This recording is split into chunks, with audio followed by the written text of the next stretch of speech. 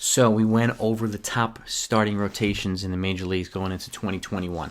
5 of the 6 of them were in the same league, which is crazy. If you haven't seen the video, take a look in the description down below. Let me know what you think after you watch it. Hope you enjoy it. Today I want to go over the top batting lineups, okay?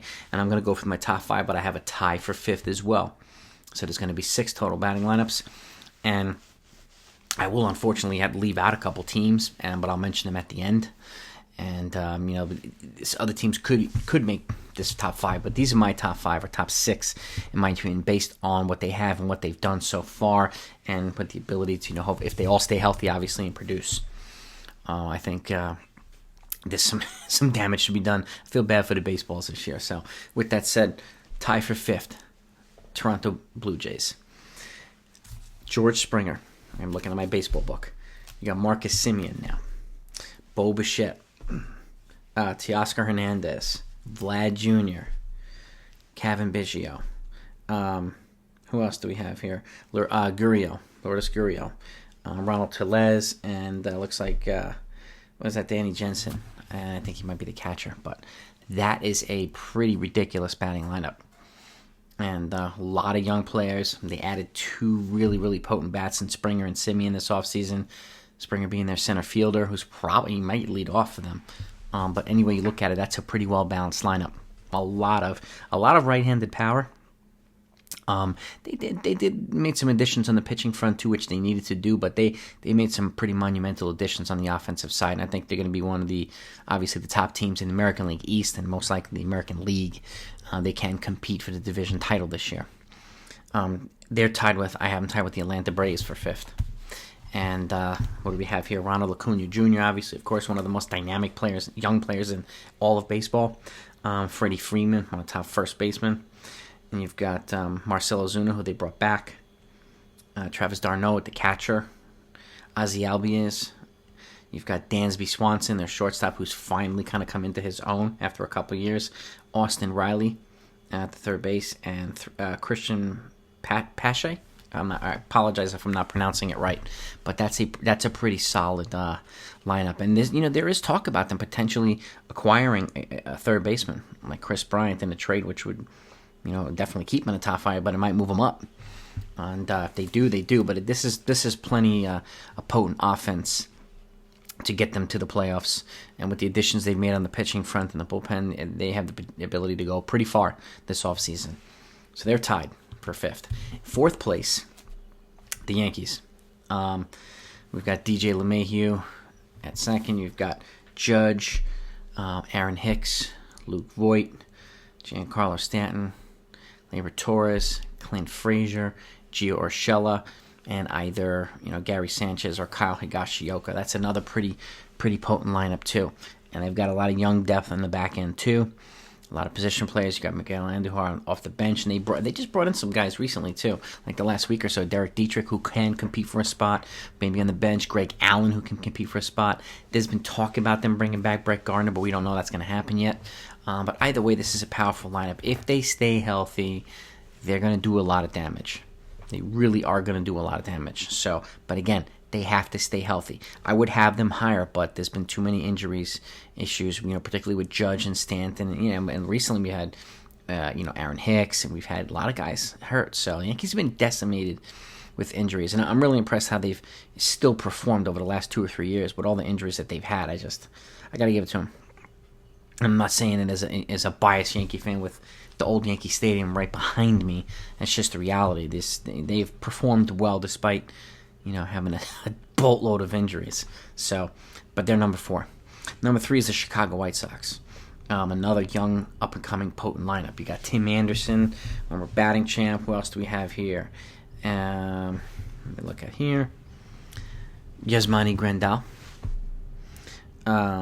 Jose Abreu, Eloy Jimenez, Luis Robert, Yohan Moncada, Adam Eaton, Adam Engel, and was that Nick Madrigal. That's another ridiculously strong lineup. Young, dynamic. And they've also made additions on the pitching front, so they're going to be a very dangerous team this season, and most likely into the postseason too. But this lineup here is again one of the most dynamic lineups, one of the most up and coming lineups. They have the reigning MVP in Jose Abreu, former batting champ and Tim Anderson, and these young players. I think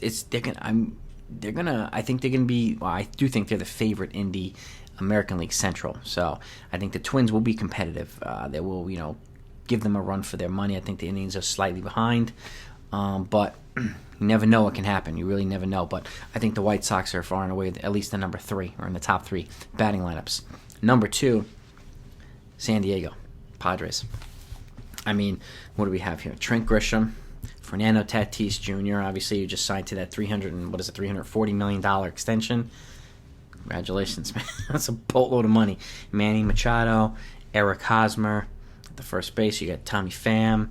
In the outfield, Will Myers, Jake Cronenworth, and Austin Nola. And then you have the guy that they just brought in from Japan, a Korea housing. I don't remember his name, but he's another dynamic hitter. This right here is one of the most, again, another young, potent, dynamic lineup. And they're just getting better a little bit every year. And with the moves that they've done this offseason for pitching, oh my God, with the rotation and the bullpen, they're going to be really, really, really competitive. I mean, to me, they're right there, either shortly behind the Dodgers or nipping on their heels in the National League West and the National League period. So they're number 2. Would I be surprised if they overtook the Dodgers? I would not, but with that said, they're going to have to overtake who's number 1 on this list, obviously the Los Angeles Dodgers. Mookie Betts, Corey Seager, Max Muncy, Will Smith, Cody Bellinger, A.J. Pollock, Justin Turner's back at the third, at the hot corner, and then you have Chris Taylor. I mean, that's another championship lineup. They also brought in Trevor Bauer, and they brought in some relievers too. I mean, they're, obviously a really well-balanced team, but that lineup now, I mean, I want to see how well they do, and just like any of these other teams, but over 162-game season instead of a 60. Obviously, they were dominant last year. They won the World Series. They deserve to win the World Series, but I want to see how well it translates over to a full season now that they have all these new pitchers, now that we have a Betts over 162-game schedule and some of these other guys. I want to see how well they do, but on paper right now, they are the number 1 the number 1 batting lineup in baseball, and until proven otherwise. So, and I still think that it might be a good idea to bring in a multi-positional guy, even though most of the free agents are off the book. I think there's a few guys they could trade for, who can play multiple positions just to give them a little bit of protection.